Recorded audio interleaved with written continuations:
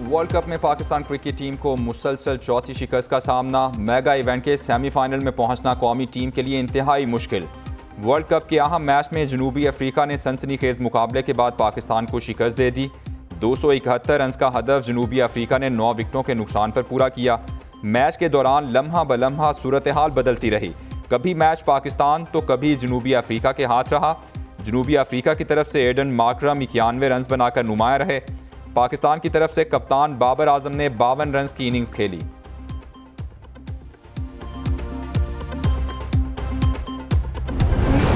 जनूबी अफ्रीका के खिलाफ कौमी बैटिंग लाइन मुकम्मल फ्लॉप। बॉलर्स की मुजाहमत भी किसी काम ना आई। मैच में शाहीन शाह अफरीदी ने 3 बल्लेबाजों को ठिकाने लगाया। हारिस रऊफ, मोहम्मद वसीम और उसामा मीर ने 2-2 विकेटें हासिल की।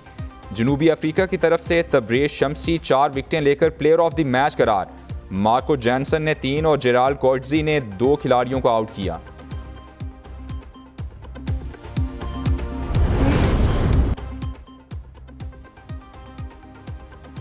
शिकस्त पर कौम के साथ कौमी टीम भी मायूस। कप्तान बाबर आजम का मैच हारने पर अफसोस का इजहार। कहते हैं शिकस्त से पूरी टीम को मायूसी हुई है। अफसोस है कि करीब पहुंचने के बावजूद मैच ना जीत सके।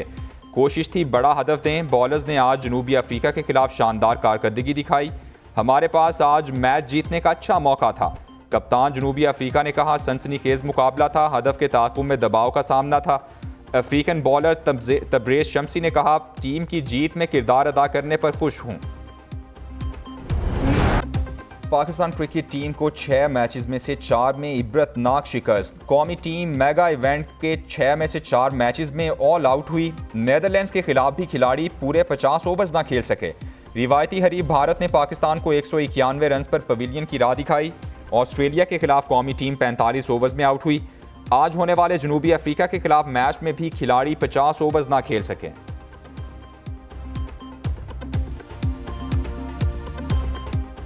मुल्क में आम इंतखाबात का मेला सजने को तैयार। इलेक्शन के लिए 28 जनवरी 2024 बरोज इतवार की तारीख मुतवक्के। इलेक्शन कमीशन की मुजवजा तारीख पर इंतखाबात कराने की तैयारियां। ज़राए के मुताबिक इलेक्शन कमीशन सुप्रीम कोर्ट को 2 दिन बाद तहरीरी तौर पर आगाह करेगा। इलेक्शन कमीशन का आम इंतखाबात का शेड्यूल 30 नवंबर को जारी करने का फैसला। इलेक्शन कमीशन हतमी हल्काबंदियों के साथ ही इंतखाबी शेड्यूल भी जारी करेगा।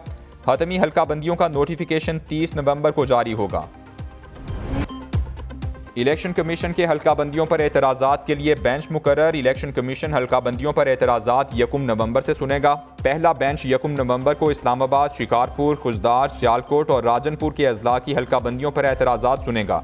दूसरा बेंच कुरम, अटक, जेहलुम, कोहाट और कुरंगी के एतराज़ात सुनेगा।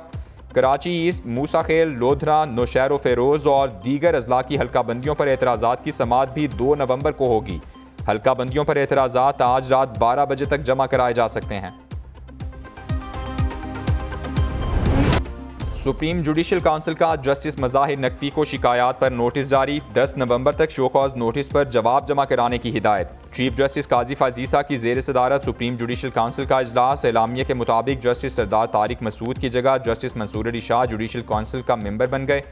जस्टिस इजाजुल एहसन के खिलाफ शिकायत मुस्तरद कर दी गई।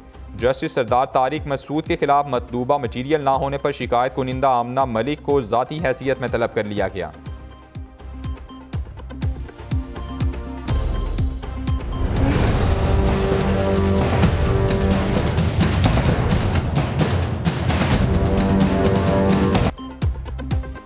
साइफर केस में चेयरमैन पीटीआई की अखराज मुकदमा और जमानत की दरखास्तें मुस्तरद। इस्लामाबाद हाई कोर्ट के चीफ जस्टिस आमिर फारूक ने तफसीली फैसला जारी कर दिया। चेयरमैन पीटीआई को ऑफिशियल सीक्रेट एक्ट की सेक्शन 5(1) सब सेक्शन ए के तहत मुलजिम ठहराया गया।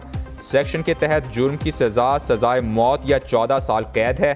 साइफर खो देने के हवाले से सेक्शन 5(1) का इतलाक होता है, जिसकी सजा 2 साल कैद है। दूसरी तरफ पीटीआई के खिलाफ ममनुआ फंडिंग से मुतालिक केस समाअत के लिए मुकर्रर। इलेक्शन कमीशन का बेंच 1 नवंबर को समाअत करेगा। दरखास्त गुजार को सबूत पेश करने के लिए नोटिस जारी।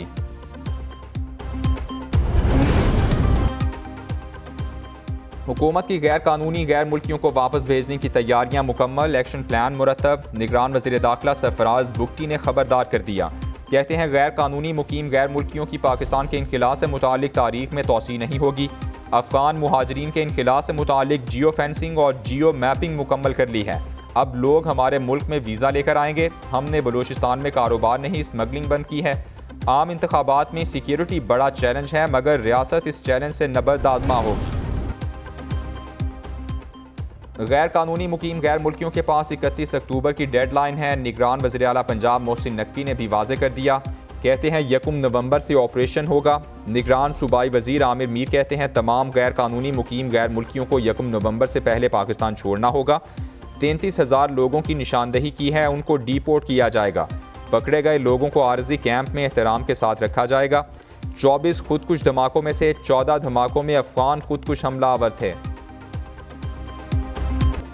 पाकिस्तान के हालात बदलने के लिए इत्तेहाद ज़रूरी है। साबिक वज़ीर आज़म शहबाज शरीफ कहते हैं कायद नवाज शरीफ की पाकिस्तान आमद ने सियासी माहौल बदल दिया है।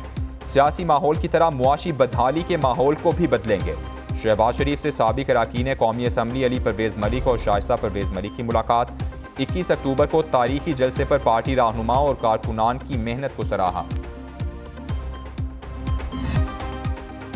पाकिस्तान एयरलाइन की बहाली के लिए निगरान हुकूमत का एक्शन। इक्तिसादी राबता कमेटी ने PIA के लिए 8 अरब रुपए के फंड्स की मंजूरी दे दी। वजारत खजाना के मुताबिक एविएशन डिवीजन की जानिब से फंड्स के इजरा के लिए समरी पेश की गई। ECC ने तफसीली गौर के बाद फंड्स के इजरा की मंजूरी दी। फंड्स की कमी के बायस कौमी एयरलाइन की 11 रोज़ में 500 से ज़ायद परवाज़ें मनसूख हो चुकी।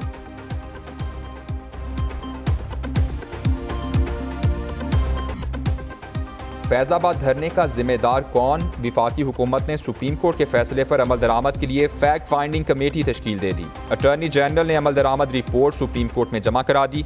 कमेटी में एडिशनल सेक्रेटरी दाखिला, एडिशनल सेक्रेटरी दिफा और हसास इदारे का नुमाइंदा शामिल। कमेटी तायुन करेगी कि धरने के अहकामात किसने दिए और मैनेज किया। फैक्ट फाइंडिंग कमेटी के TORs पर अमल दरामद की रिपोर्ट का भी हिस्सा। कमेटी शवाहिद इकट्ठे और गवाहान के बयानात रिकॉर्ड करेगी। कमेटी 1 दिसंबर तक रिपोर्ट वजारत दिफा को जमा कराएगी।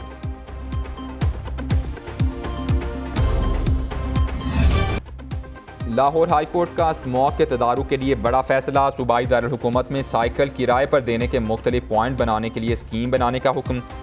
इलेक्ट्रिक मोटर बाइक और साइकिल इस्तेमाल करने वालों की हौसला अफजाई की पॉलिसी बनाने की हिदायत। ईंटों के भट्टों को नई टेक्नोलॉजी पर मुंतकिल कराने का भी हुक्म। अदालत ने बाबू साबू इंटरचेंज के करीब जारी प्रोजेक्ट जारी रखने की इजाज़त दे दी।